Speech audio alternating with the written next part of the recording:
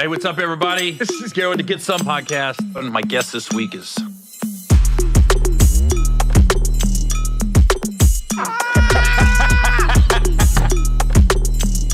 This motherfucker Gary.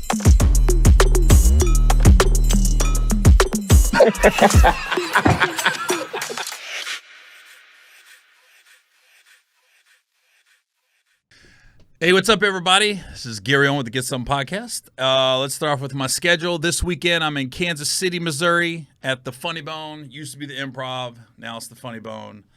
Next week, I'm in Birmingham, Alabama. That would be June 7th through the 9th at the Stardome. Then June 14th through the 16th, come spend Father's Day weekend with me in Chicago at the Improv. That's out in Schaumburg. People in Chicago will always let you know that Schaumburg isn't Chicago. That's the suburbs. Every time I come, like, that ain't Chicago. But you fly into O'Hare, or Midway. I always say, whatever airport you fly into, that's where you live. Like, I know if you fly into Houston, whether you live in Sugar Land or Woodlands, Sienna, Missouri City, you live in Houston. So I'm in Schaumburg that weekend. And then June 21st to the 23rd, I'm in Oklahoma City at Bricktown Comedy Club. June 28th through the 30th, I'm in Miami, Florida at the Dania Beach Improv. And let's just go into July 4th through the 6th. I'm in Austin, Texas at Cap City.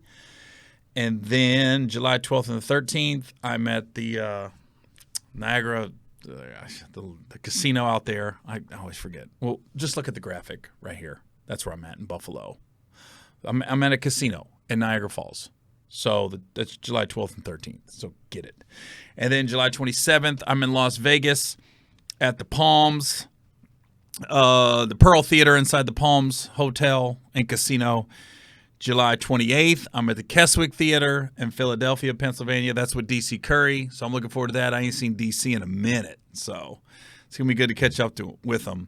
And then let's just go into August. August 2nd and 3rd. August 2nd, I'm in Pittsburgh with Martin Lawrence. August 3rd, I'm in Cleveland with Martin Lawrence. And then August 10th, I'm in Biloxi, Mississippi with Martin Lawrence. So that's where I'll be. If I go any farther, you guys won't remember, so it's kind of pointless. So speaking of comedians to work with, thank you to Dallas, Texas, Addison Improv. We sold out 9 shows last week. It was kind of ridiculous. Yeah, it was fun. And then, I always do New Year's Eve in Dallas at the Texas Trust Theater, so we locked in Lavell Crawford as one of our comedians. I always bring like 4 or 5 big comedians for my New Year's Eve show. So far we have Lavell Crawford and that one mailman for sure is locked in for New Year's Eve. So you want to come see us at Texas Trust? Tickets are going on sale pretty soon.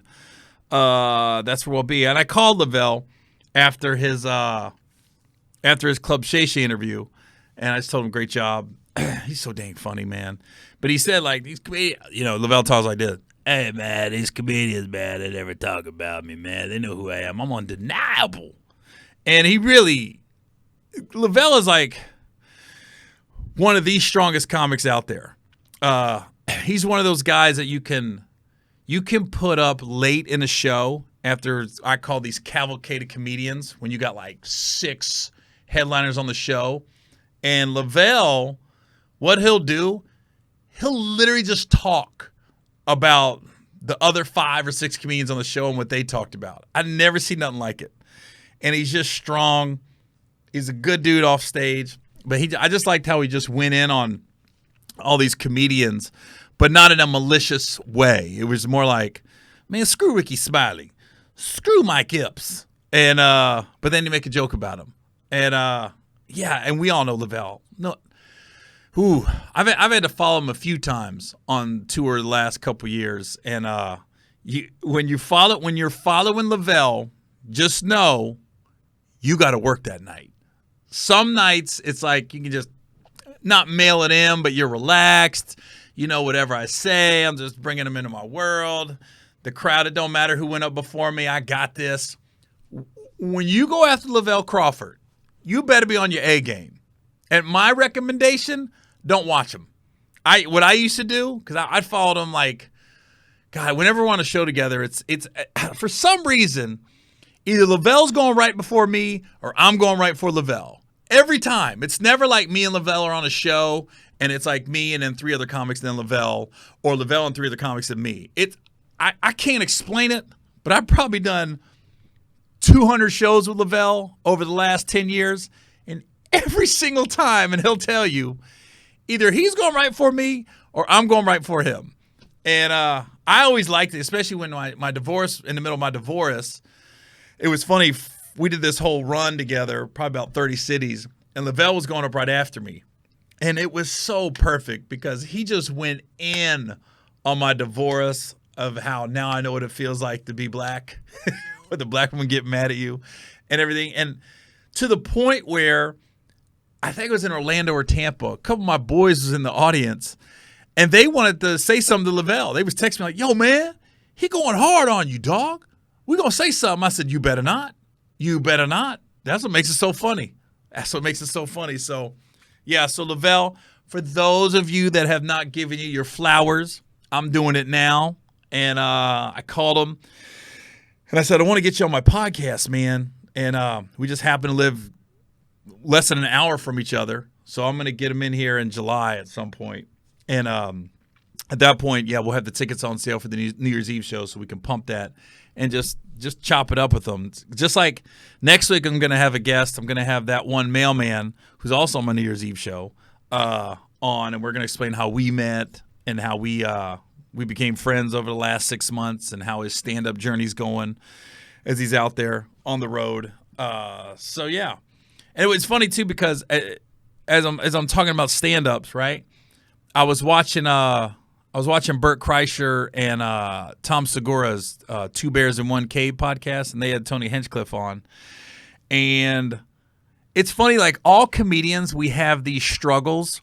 We all feel like we should have. I think every comedian feels like they should be bigger than they are.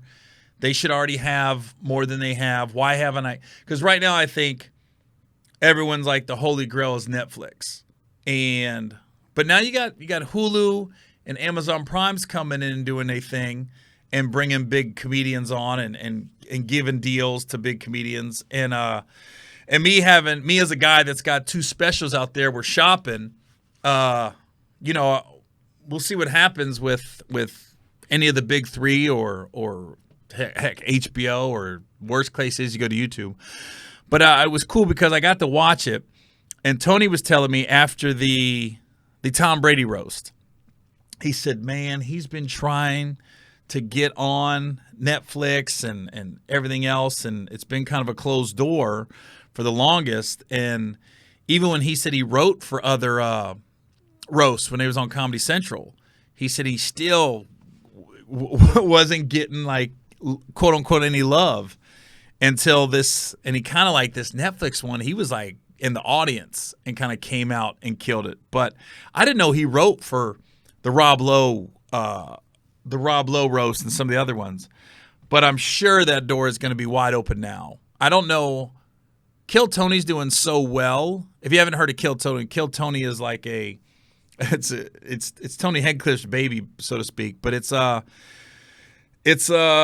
don't want to call it a variety show. It's just comedians roasting other comedians, and then they give like open micers a shot. They give up and comers a shot. They give them a couple minutes, and then they'll have a panel of like 4 or 5 comedians, and they just roast the comic if they bomb.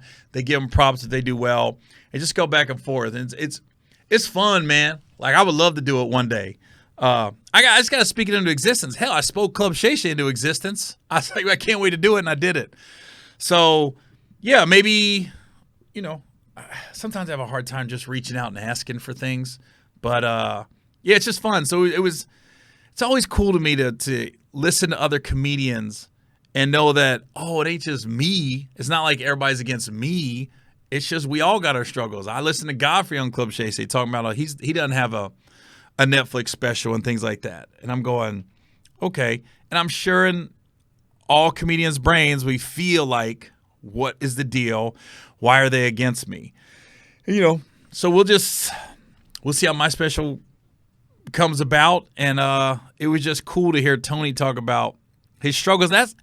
That's what I love more, those struggle stories as comedians. The struggle stories once a comedian has, quote unquote, made it or made a name for himself and is doing a thing. Then I like hearing that. I don't want to hear a comedian in the middle of struggling talk about struggling. And this is some of my advice to all stand-ups out there. Don't like pawn all your problems on another comic you're working with. As far as your frustrations with the business, we all got them. We all got them. I'm sure Kev's probably got a movie he didn't get. I'm sure Chappelle's probably got a city that he wasn't happy with his show or they didn't promote it right. Everybody's got stuff. It's fine to share stories. I actually love it. I love swapping road stories with other comedians. But sometimes you get those comedians and they come in and you're just like, oh my God, I just want to get away from you. I'll tell you, not a perfect example of this, but this is a funny story about comedians that I've had on the road with me lately. So I got my guy T-Robe out of Pittsburgh. So whenever I tour now, I rotate. I got a rotation of 4. I got my guy T-Robe out of Pittsburgh. I got my guy Rob out of Phoenix. If you've ever seen me live in the last couple of years, you've seen one of these 4 acts opening up for me. I got my guy Adam Fink out of L.A. He's a younger dude. And then I got the Mailman starting to go on the road with me now in certain cities. And so when the Mailman does his own shows, he brings T-Robe along with him a lot of times to help him with his shows. So when T-Robe first got on the road with me steady like 4 years ago, in the middle of the pandemic, he came on the road with me.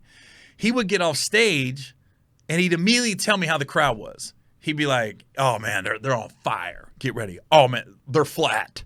I finally had to tell him, I said, stop telling me that. And he was like, what? I go, stop telling me how the crowd is right before I go on stage. I don't care.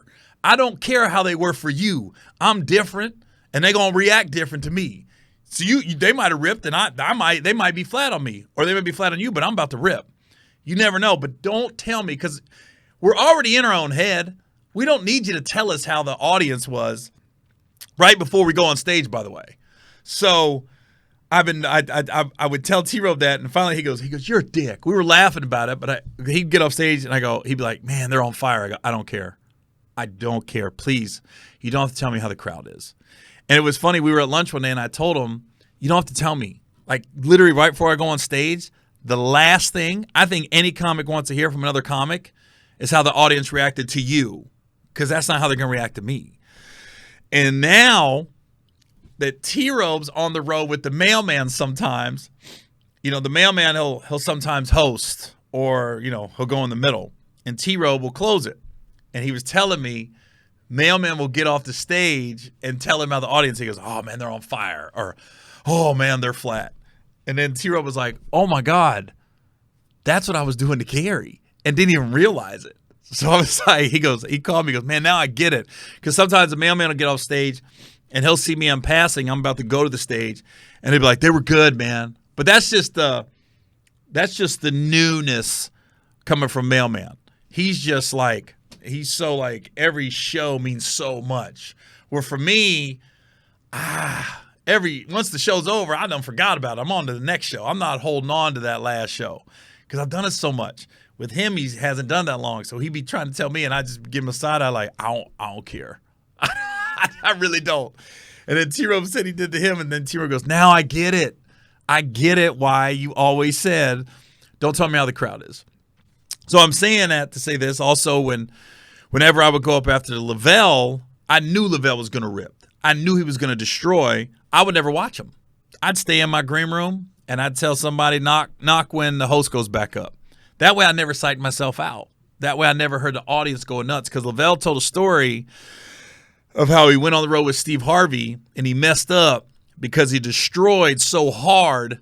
I guess Steve Harvey took him off tour. I was like, Steve, Lavell said he looked aside stage, and Steve was getting his mustache trimmed and still had the barbershop shit they put on right here, the paper, and he was looking like, who the hell's ripping? And Lavell goes, he figured it out. He goes, it's not how funny you are. He was like, that's not what this game's all about. You could be too funny, and cost yourself work. And I was like, I've seen it whenever I would go on the road with Epps, right?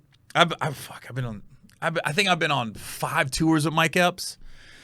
I'd always say I would never, quote unquote, close strong. And what I mean by that, I never would try to like kill the audience because I do want Mike to do well. And I do want Mike to want to keep working with me. And I don't want people to take this the wrong way. I don't want to be like I was holding back. No, I was not holding back. I still was doing my set and trying to crush. But what I would do is before I would say goodnight, instead of saying goodnight on, yeah, then I'll fuck this bitch in the ass and then nothing on her face. I might do the joke, but I'm going to take a second. I'm going to put the mic in the stand. I'm going to let the crowd like completely settle and just thank them. Thank you, Louisville, for coming out tonight. You guys are awesome. Enjoy Mike Epps. And then the host comes back up. I always did that on purpose because I just want to make sure everybody's shining, because when you're a stand-up and you're going last, and I don't care who you are. I don't care if you're Kat. I don't care if you're Kevin. I don't care if you're Dave. I don't care if you're Chris Rock or anybody. If you put too many people in front of you and you got a lot of headliners, the crowd can get tired. Literally, there's nothing you can do about it. They can get tired on you the later it goes if there's too many people on the show in front of you doing too long. And I never wanted to think like, oh, the crowd. I would, if you tell me to do 20, I'm doing 20. I'm not doing 21. I'm not doing 20 minutes and 30 seconds. Anybody that's worked with me will tell you, I will get off. If I see it's at 19:30 and I'm in the middle of a bit, I'll bail on the bit. I'll just bail on it and then do what I said I'll do. I'll put the mic in the stand, let him breathe, tell him thank you, enjoy whoever the headliner is. And I think that's why people can work with me. So I always tell like comics on the way up, stick to your time and don't show up on time and stick to your time. And you'll keep working as long as you're funny and you're cool. There's nothing worse than the comedians that go over and then act dumb like they didn't know. I'll be like, you've been doing this a long time. Oh man, it gets on my nerves. I had one guy at college. God, I had a couple of guys at colleges that went over, and one guy, I told him, I said, he got off stage and I said it like a joke. I wasn't even tripping. It was just a 2-man show. And I remember I was like, dang man, you went a little long tonight. He was like, no, I didn't. And he started snapping on me. And I was like, dude, I was like half kidding, but you did go long. He's looking at his watch. He was like, dude, it's only 7:40. I was like, yeah, show started at 7. You're supposed to do 30 minutes. You just proved my point. But even when I got off the stage, this comic still was coming at me. Dude, I ain't go long. I was like, all right, noted. Never worked with that guy since. I was like, this guy takes it too personal. And if you do go long, it's going to happen every now and then. Hopefully it's not a habit. Just own it. Just own it. My bad. That's all you got to do. But, yeah, just a little backstory of some stand-ups. So it was a Memorial Day weekend. And, you know, being ex-military, I don't want to say like Memorial Weekend means more to me. I think it means the same to me as it does everybody else. But I was thinking, man, I've been really starting to share some military stories in my act more than I have in the past. And sometimes I kick myself like, why haven't I been doing more military jokes all this time in my stand-up? Because I do got a lot of stories, a lot. And I ran into a guy I was in an honor guard with. I was in a presidential honor guard for a couple years. Like we were the guys that did the funerals at Arlington, spun the rifles, did funerals and things like that. So it's funny how it worked when I was in boot camp was when I went into boot camp, I was supposed to be like a yeoman, which is a secretary. And the reason I picked that rate is because when the recruiter said, what do you want to do? I said, I want to be in air conditioning. That's literally what I said when I got in the military. I was like, where can I be inside? I don't deal well with the heat, and I don't like sweating like that. Because I'm thinking the Navy, the glamour of it is you're on the water, the ocean breeze is hitting you. you're I don't know what it is. Like you pulling the port and everybody's waiting on you, waving. You're eating good. Your muscles are flexing as you're pulling the anchor in from the ship. That's not what it's like. Let me tell you. So I had a pretty good recruiter that was honest with me. So he was telling me like, I said, who's the ones that be painting on the ship? He goes, boatswain's mates, BM. I was like, I don't want to do that. And I go, I'm not mechanically inclined, so I don't want to be near anything mechanical or any engines. So he was like, all right, what do you like? I was like, I love air conditioning. And he goes, can you type? I go, nope. He was like, well, you want to be a yeoman, and they're going to send you to yeoman school, and you're going to learn how to type. And I remember I was telling my mom, I was like, yeah, I'm going to be an admiral's assistant. That's what I signed up for when I went to the Navy. I'm going to be an admiral, so where the admiral's at, that's where I'm going to be. I made my job sound like it was just like, boom. I was going to be the guy next to the guy. I didn't tell her I'm a secretary. And so that's what I was supposed to do. But then when I was in boot camp, they said everybody over 6'2" with a 34-inch waist come down to the field house. And that was exactly how big I was back then. I was exactly 6 foot, and I grew. When I got to boot camp, I was like 5'11", 6 foot, and I literally like hit puberty in the middle of boot camp. Like my growth spurt happened, but I was only 17. So I hit this growth spurt because I remember my dungarees, we had to get them resized 3 different times when I was in boot camp. Over 8 weeks, I got resized 3 times because my pants just became high waters and they weren't fitting anymore. I just hit it. I think it was because I was finally, one is my age, but I was finally sleeping. I was on a schedule because I wasn't on a solid schedule in the trailer park. Let's be honest. I wasn't getting good sleep. I wasn't living healthy. So it was the first time in my life I was like, all right, I'm going to bed at this time. I'm waking up at this time. I'm exercising. I'm eating better than I ever was. So I just grew, And then, so I was 6'2". By the time they said come down to the field house, I go down there. They showed us this video of the honor guard, and it was you felt like you was just the man because you're at the White House. They showed them spinning the rifles. They showed us folding the flag at the funerals. It was very honorable and prestigious. And so I signed up. Didn't know that when I signed up and said I want to do this, they told you whatever your rate is gone. Everybody shows up in the honor guard is the same. And then you're going to get re-rated or go to you're going to figure out what you're going to do. If you can make it 2 years in the honor guard, we had a choice of you got to go with whatever job you wanted that you qualified for because you got to take tests to find out. The nuke people were like our Ivy League guys, the nuclear program. I didn't qualify for that. I wasn't that smart. But I pretty much qualified for everything else. And whatever you qualify for, they guarantee you're going to get into that A school. And then, or you could like have your choice of duty station. If you didn't want to pick your rate and you just want to go in as basically a grunt, not your exact duty station, but you'd like to go to the West Coast. They'll station you somewhere in San Diego. If you want to stay on the East Coast, they'll station you somewhere in Virginia.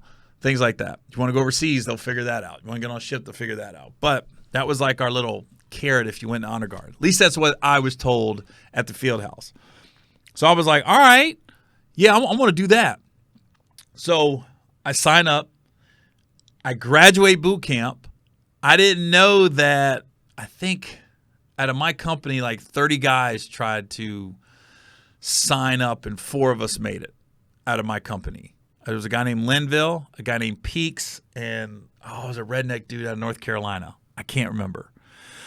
So what happened was I didn't know that every company, though, anybody that wanted to sign up, I guess the Navy would send every like 6 months, they send the representatives down to get a new batch of guys. So when I graduated boot camp, I was stuck in Orlando for another like 2 months because they got to wait till they get like 40 or 50 people that qualify, and then we all show up in D.C. at the same time. So when everyone else graduated boot camp, you get 2 weeks off of vacation, leave, and then you go to your duty station or your A school. Well, I was just stuck in Orlando, and so they had us doing odd jobs all the time. We were like, I don't know, we were just painters, picking up garbage, helping around the base. So I took advantage of it. I think I got a cap on my tooth. I got ingrown toenails taken out. Like, I was in my bed in the bunk most of the time. I was just getting everything I needed done. Shoot, I was already circumcised, but if I wasn't, I would have got circumcised those 2 months I was waiting. So then when they get these 40, 50 guys together, and girls, I should say, and girls, then you go home for 2 weeks, and then you all report together the same day in D.C. And so some guys was waiting 3 months, some guys was waiting 2 weeks to go in. But that's just how it worked out. I was like, I want to say 2 months is probably more.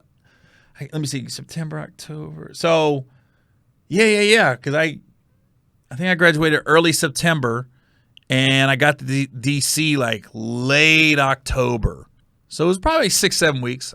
2 months, probably a month and a half. So I just remember when I land, I get there, I don't know anybody, and so I just remember I walked on. I landed in D.C. on Sunday. I caught a cab to the base. You get to the base, they send you upstairs. The honor guard, they call it Training Platoon. Everybody's basically in the attic of our hall. It's called Independence Hall, was our barracks, the honor guard barracks. And you're basically up there with the 40, 50 people you came in with, and you guys just, you can't associate with anybody in the guard yet, not till you graduate. And you just got to basically, you got to figure it, it's just that, those are your 40 or 50 friends for the next 2 months. So you're in Training Platoon for 2 months, and that's where you're learning how to march. We didn't really spin the rifles. That was drill team. We did some stuff with the rifles, some cool shit. But when you see the drill team, the one spinning it and catching it and shit like that, that's a specific thing. Just like if you carry the caskets at the funerals, you're a body bearer.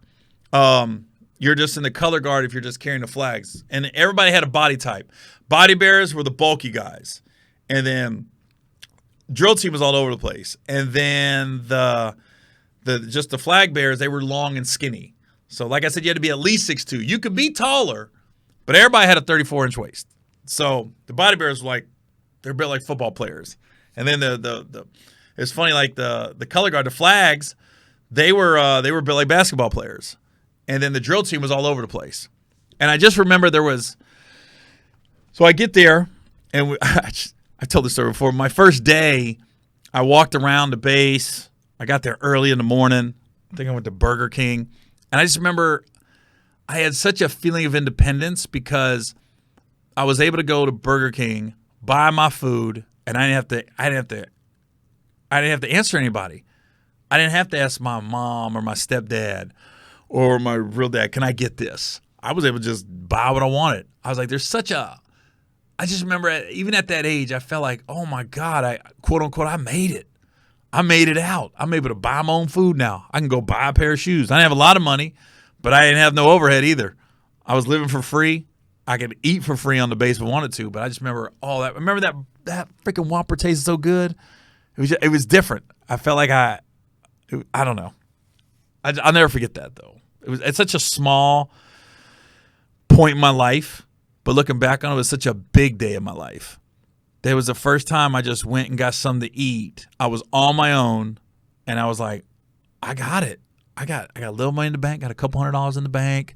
I got a paycheck coming in every 2 weeks. I was like, this is all right. I can make it in life right now. And but then when you go through Training Platoon, bro, our first morning, we had a guy and a girl instructor, and the girl was huge. She was like 6'2", stout. Her name was Sabula. I'll never forget it, Sabula. She was literally built like J.J. Watt. That's how she was built. And I just remember I woke up and I'm getting my stuff together. Like I'm putting my uniform on, and I thought boot camp was hard. Boot camp was so easy compared to Training Platoon. Yeah, boot camp was so easy compared to Training Platoon was hard. I remember she came in, and I met her the day before when I checked in, and she was very quiet but was polite. She just basically told me, this is where you're sleeping. You'll have this roommate. Nobody had a room by themselves. You always had somebody in the room with you. I don't want to say bunkmates because you weren't on bunk beds. You had beds on either side of the room. And you each had your own locker. Oh, shoot. Sorry about that. And you each had your own locker, and you have beds on either side. But it was both your jobs to keep your room straight. If one side of the room wasn't right, they were trashing the whole room. And that's the first time I seen somebody trash my room because they say, everybody on the line, everybody get on line. And I hadn't made my bed yet. She walked in my room, and I just so happened to be in the first room. If I would have been in the last room, like the 20th room down the hall, I would have had my bed made by then. But I just remember she came in and looked at me, and I literally was like, "Good morning, Petty Officer Sabula." And she looked at me, bent down like a squat, and flipped my bed. And shit just went everywhere. And then she took my locker and took everything out and just threw the shit on the floor. Then she went to my roommate's side and did the same shit to his, but his bed was made. His locker was straight. I was like, oh, this is different. And then we just came out and we started they start going in. Push-ups, sit-ups, marching us around. I was like, you gotta be kidding me. So anyways, the only difference between Training Platoon and Bootcamp, we had weekends off. We could actually go out in D.C. and stuff. And that was the first time I was on my own, and I had turned 18, so we'd always go to Georgetown and go to the bars and stuff to hang out. There's one called Crazy Horse, a big military bar. So you could like let loose, so to speak. But that's where people got in trouble, because if you were drinking and you got in any kind of trouble, you're out. The honor guard, they kick you out for the smallest things. One guy got kicked out of the Training Platoon. It was really easy to get kicked out. But the honor guard, man, one guy got drunk and took like a kayak along the Anacostia River and then came back, and they found out, and they kicked him out of the honor guard. Not the Navy, of the honor guard, because you can't – basically he stole the kayak for like 20 minutes and brought it back, and somehow they found out. And I was like, oh. And there was always like – there's always little things they would tell us that I didn't know if it was true or not. There was like a big helo pad right next to our barracks, and they said that's the president's helicopter. You cannot take pictures of that at all. Now, we didn't have iPhones back then, so there wasn't you couldn't take videos and stuff. It was just everybody had still cameras. They said you can't take pictures of that. And it says along the fence, no pictures allowed or videos. But we'd see the presidential chopper, the one you see at the White House. That's where it stayed, right there on our base. And you'd see it come in. There's always guards and stuff around it. I was like, oh, this shit's real. But this is what I remember about the base. We were on Anacostia Naval Air Station, which is right by Washington Navy Yard. Bowling Air Force Base was right next to it. It was like you went from the hood to the suburbs, going from the Navy side to the Air Force side of the base. The Air Force shit was so nice. Their chow hall was nice. Oh, we used to go there all the time. I remember I used to get like 2 coney dogs and then some kind of cake and whatever, and it came to like $1.50. It was so good too. I was like, this is the best. I thought, does life get any better than this? That's why I remember how nice the Air Force facilities was compared to the Navy. And then one day I went to an Army base, and the Army had the worst. I don't know if it's still like that. Their basis was terrible. That was the hood, basically. So, out of the 40 or 50 people that I started Training Platoon with, and I'm not over exaggerating, when Training Platoon was done, we'd already lost about 10 guys in Training Platoon and girls, and then once they call it, you cross. So what happens is, when you're ready after 2 months of learning how to march, carry the rifles, things like that, you have to cross into the honor guard. And so one morning you wake up, and it was on a Friday, and you just start marching around the base. And all the honor guard guys come out, and they start yelling at you. They'll throw shit at you. Nothing to hurt you, but like literally, I'm not lying, like a tomato or a sponge or baby powder. I mean, you're trashed by the end of this march. But then once you're done, all they were doing was preparing you in case you're in a parade or anything like that, and there's obnoxious people around. Like you see the Tomb of the Unknown Soldier, or the ones in England, the guys that guard the Buckingham Palace. You know, those guys are trained that no matter what happens, they got to hold their composure, and you can't break. I don't want to say character. You can't break rank or anything like that. So when you cross from Training Platoon into the honor guard, they used to they try to break you. and nobody broke. So you cross, but the night after you cross, man, everybody got their ass kicked. So everybody's in their barracks. What you do, you move from the attic. Now you get your own room. And you could be rooming with somebody you was in training platoon with, or you could be rooming with somebody that's already in the guard. And so you move downstairs, and you're just waiting. I don't think they would do it anymore, but you're literally in your room waiting to get your ass kicked because they just start coming. You don't know. You'd rather have it done early, like at 9, than 1 in the morning, because you hear them coming. I mean, there was 3 floors, right?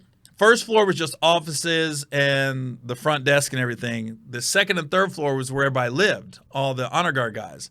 And then the fourth, which is the attic, that's where training platoon's at.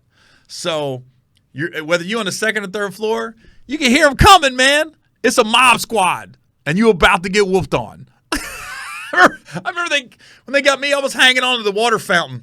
And I was like perpendicular, just hanging on, and I had 8 guys. And they don't hit your face; they just beat the shit out of your legs. And the bad part is, if you have a smart mouth, and I had a smart mouth, but I was always kidding. Somebody always gets you in your rib or something like that. You're just all bruised up. They make sure they're not there to fuck you up, but it's like an initiation. So I look back on it, I was like, I was talking a little shit because I knew I was gonna get it anyways. So I was just talking shit, and I remember I was yelling, "Just come on! Come get me now!" I'm just sick of waiting at one point. So when I got an honor guard, I immediately got sent this place called the USS Barry because I talked a lot. And so they sent me on a ship. It just sat on the Washington Navy Yard, and it just sat there docked. And it was a decommissioned destroyer, Navy destroyer ship. And all you did was you gave tours to people. Like schools would come in, different tour groups, and you just showed them around the ship. And you explained how this worked. This is a rocket launcher. This is where we eat. This is the chief's mess. And it really was where everybody used to hang out. I'm not hang out, but it's really how the ship was run. They basically put it in mothballs and made it a museum, and we just showed people around. And then we would have ceremonies during the summer. They called them summer ceremonies.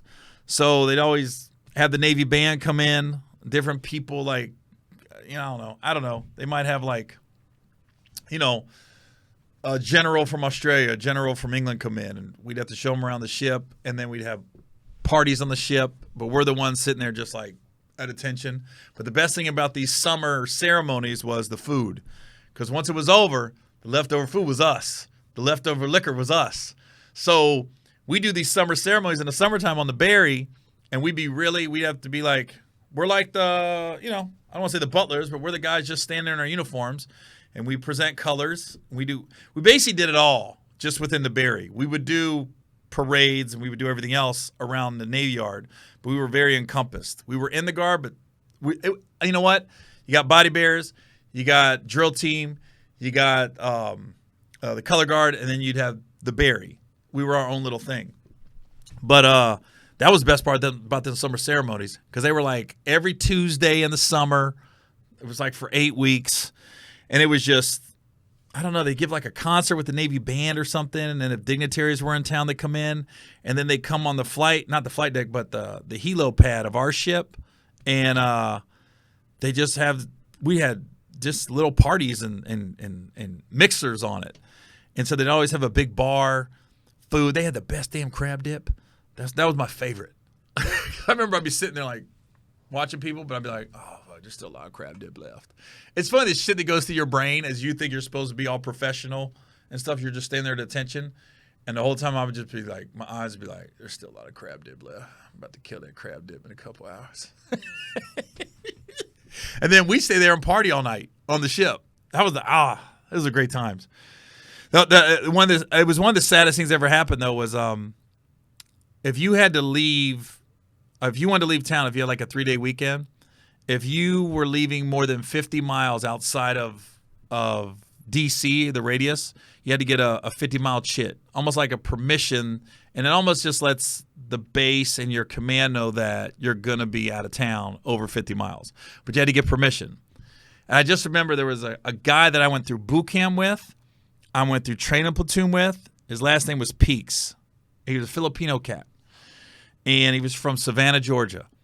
And I didn't know I think his dad was white and his mom was Filipino. I'm pretty sure his dad was in the Navy too. But he just looked Filipino.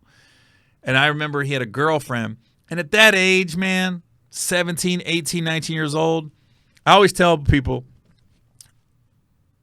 you get to D.C., right?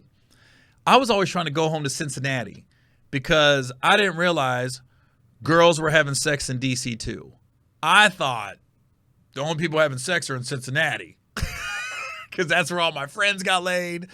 I knew girls that were sleeping around. I just until you get laid in the city you live in, when you're that young, you keep going back home every chance you get. I got a cousin who went to college at Penn, and his mom, my aunt, kept calling me. She goes, "Yeah, he keeps coming home every weekend and stuff." I go, "Oh, he don't know girls are having sex in Philly yet. Once he gets laid at college, he'll stop coming home." Sure enough, by November, my aunt was like, "Yeah, he ain't coming home no more." I said, "Well, he got a little something. That's why he ain't coming home no more." It was the same way in the Navy. All the young guys, man, we're always trying to go home every time we got a 3-day weekend. We feel like that's still our world. And Peaks had a girlfriend back in Savannah, and I just remember he had a little pickup truck, man, and he used to always drive me around. We go to the mall and hang out. And he was a guy I had been since the day I got in boot camp. We had been together every day. Every day, went through boot camp, went through Training Platoon, both got sent to the Barry to be tour guides together. So, he's my guy. And I just remember he left. I knew he was leaving Friday when we got off work at like 4 o'clock, and we had to be working Monday. He was driving from D.C. to Savannah, basically to see his girlfriend. And Saturday morning, I woke up, and somebody knocked on my door, and they was like, "Yo, Peaks died." No, they said, no, they can't go, "Peaks is dead." And I went, "What? They found out?" I thought this guy came to the door and said, "Peaks is dead," because I thought our command found out he went to Savannah without getting a 50-mile chit, which you can get in trouble. Because he was going to Savannah every weekend to see his girl. And they said, "No, Peaks is dead. He got in a car wreck." I said, "Shut up." So he died like 10 miles from his house. So he left D.C. to Savannah. You know what? I'm going to look up how far that drive is real quick. I should have did this before. Let me see. How far is Savannah, Georgia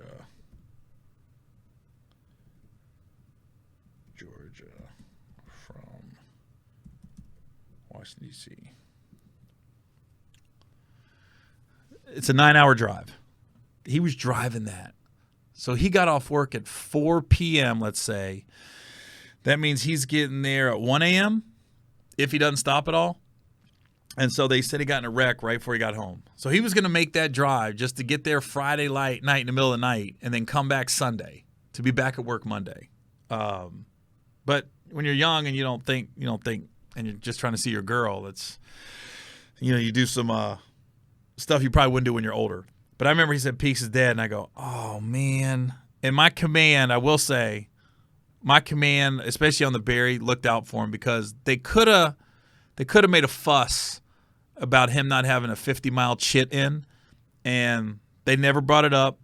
They never said anything, and I just remember the next week, a bunch of us got in a van to drive from D.C. down to Savannah, and we were able to give Peaks like a full funeral honor guard, and we got to meet his recruiter. And the recruiter was telling us, like, even when he came home, when he was driving home all those times that he probably wasn't supposed to, he would still go to the recruiter's office and talk to the other recruits coming in. He was just a solid guy.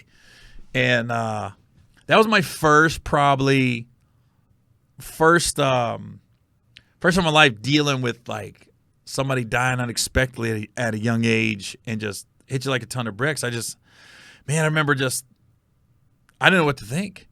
And then when you meet his mom and his dad, and we drove, when we got to Savannah, we drove around and got to see like where he went to high school and where he grew up and things like that. And then we were able to give him a funeral like they do in Arlington at the honor, with the honor guard stuff, and present his mom with the flag and stuff. And it was just like, man, that was probably one of the most, I want to say just weird, just out of the blue things that happened. To get a knock on your door Saturday morning and the guy goes, Peaks is dead, and I'm thinking he's in trouble. I didn't realize he got in a car wreck. And that was but that was so cool in my command, not to make a big fuss about the 50-mile Chit, and they just let it slide. Honestly, I think my Master Chief, I think he I don't want to say forged it, but he just he had permission to go. And because, we all know what it was. He was just going home to see his girl, see his family. He just missed them. That's all it was. Wasn't in trouble or anything. So that was cool. That was a cool incident. So, all right. Well, just a couple old military stories I never shared since it was Memorial Weekend last week. And I didn't know it was going to take that long. But, I hope you guys enjoyed it. But, yeah, and anybody knows Peaks from Savannah, man, and remember those stories. Because it's funny, now that I'll run into guys on the road that I was in honor guard with. I was in Jacksonville. I ran into one of the guys from the Barry that we were stationed with. And I was in D.C. recently, and I ran into a couple guys we were in the honor guard with. But,